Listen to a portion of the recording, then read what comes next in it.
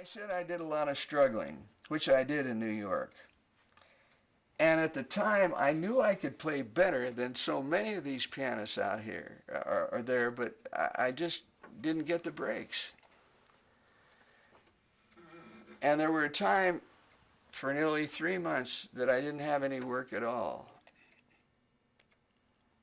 In the meantime, I had won the Arthur Godfrey show. I had won the Chance of a Lifetime show, which was $1,000, which just carried us through 3 months before the 3 months. And I'd gotten my first record contract.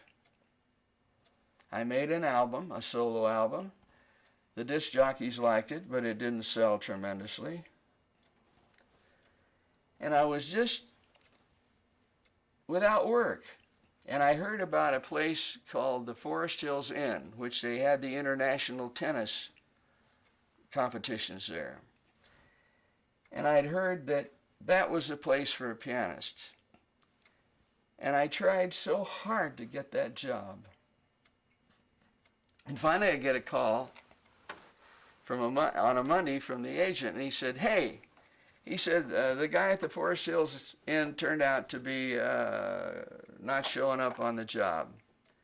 He said, why don't you go in until they can get somebody else?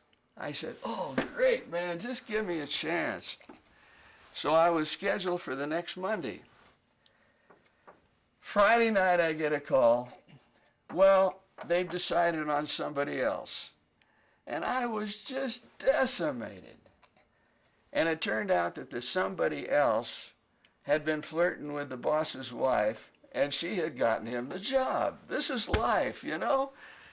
So anyway, I went home and I told my wife, Joy, I said, honey, I don't know. I said, I don't know what we're going to do.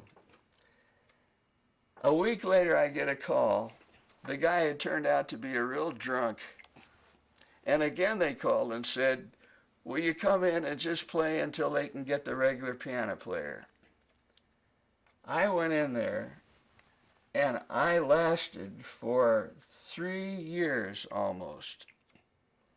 But the trouble with the Forest Hills Inn was it had a very low ceiling, lower than this.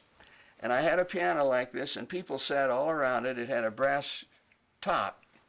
And they were smoking all night.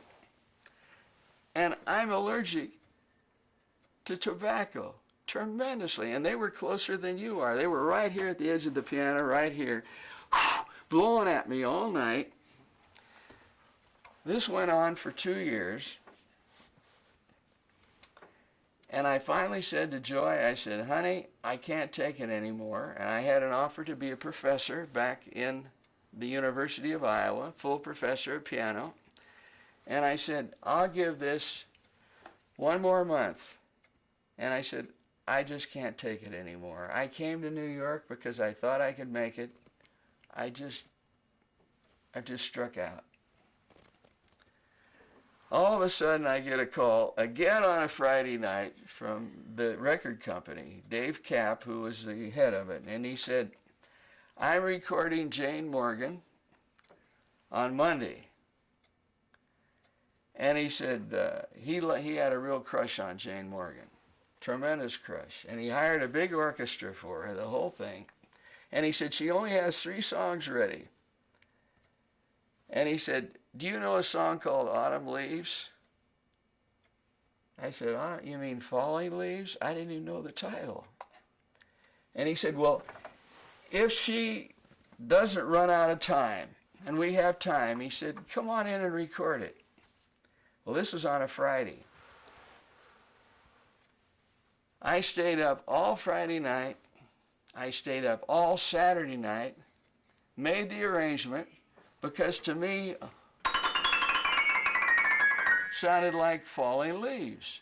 Not Autumn Leaves, Falling Leaves. Thank goodness I knew the wrong title. 11 minutes from the end of the session, she was finished. Baseball, baseball was going to be the big hit. Baseball, baseball, how I love baseball, the whole thing.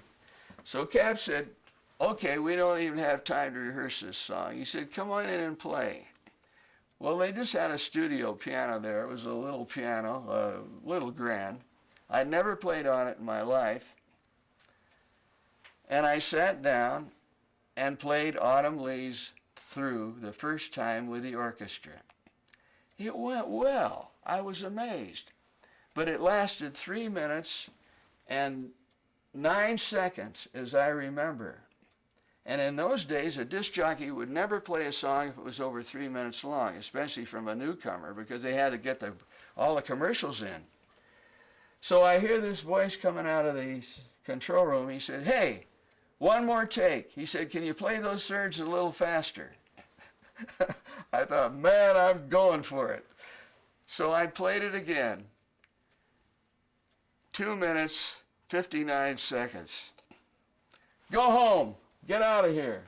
Well, this French horn player came running into the into the control room, and he said, "Hey," he said, "in this one place I went, oop," in the arrangement. And he said, "Can't we do it?" "Forget it. Go home." So if you listen to the original recording of Autumn Leaves, you'll hear the French horn player in one place go, boop. But it sold I don't know how many millions. And my greatest joy or happiness or wish for that song was that it would pay for the last 2 months' rent, which we owed to the landlady. We had a basement apartment. It was a crummy little place. And I remember she came in one day to collect the rent, and she said to my wife, she said, "Why haven't you paid?" And my wife said to her, "Someday you will say that Roger Williams lived here." And the woman said, "If I don't get the money tomorrow, I'll be able to say it tomorrow."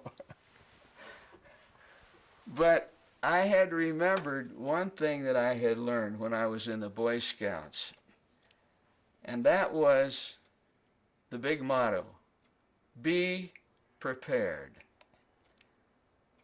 And when the break came, and if any of you kids are listening, I'll tell you, maybe once in your life, maybe twice in your life, if you're lucky, that big break will come.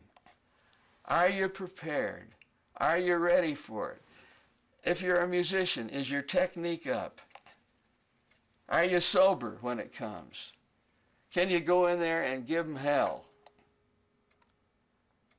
If you can, you better do it, because sometimes it's a long time till that carousel comes around again.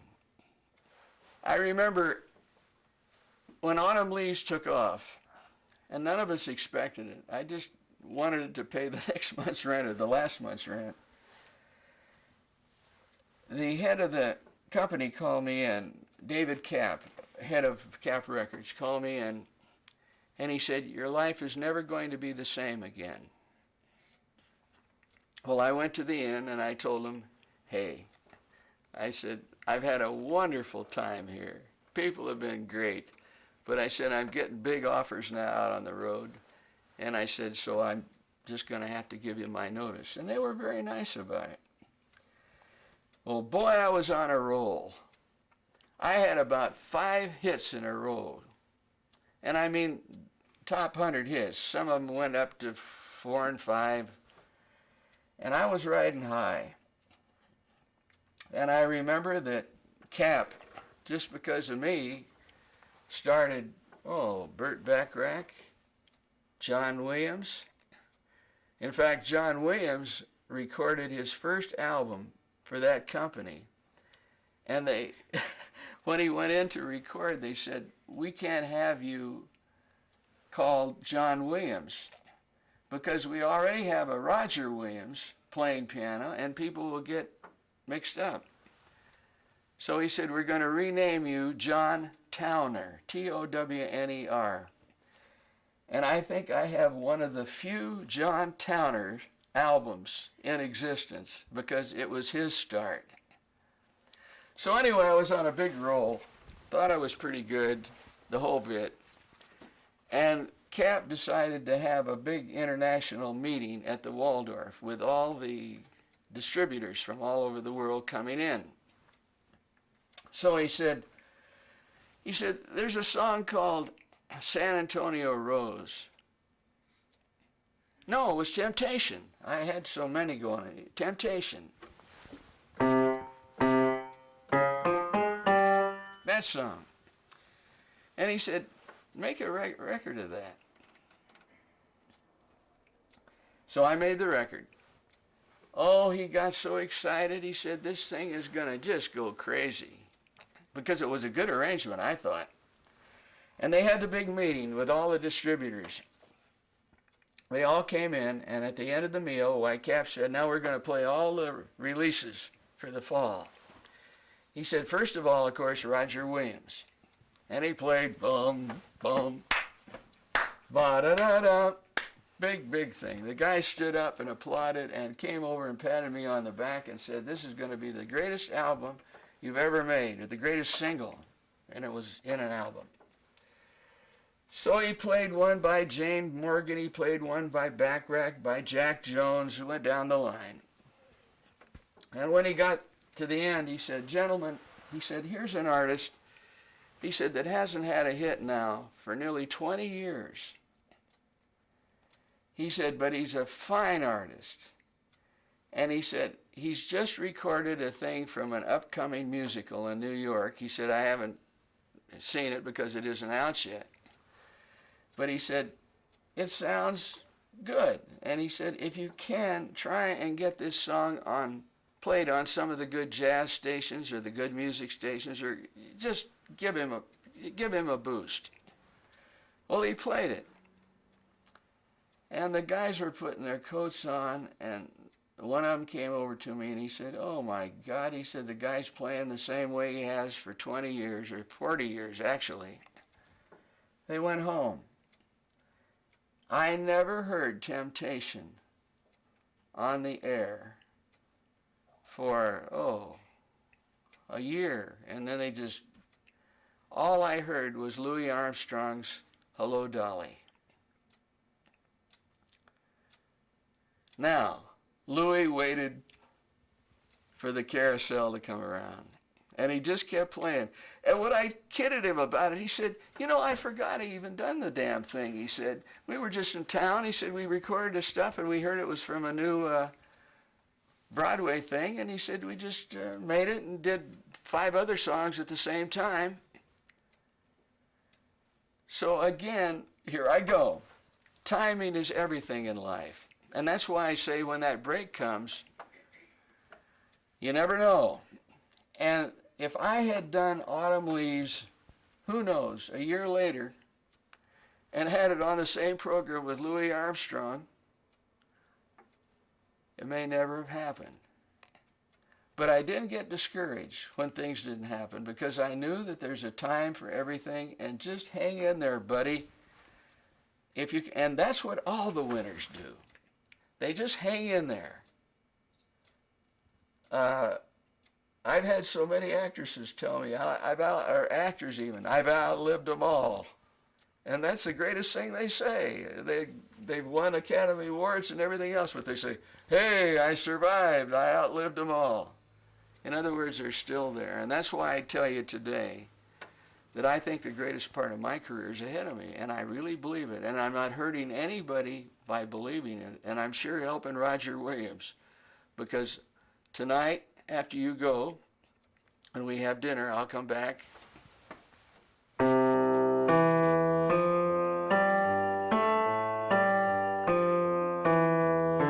and look out tomorrow.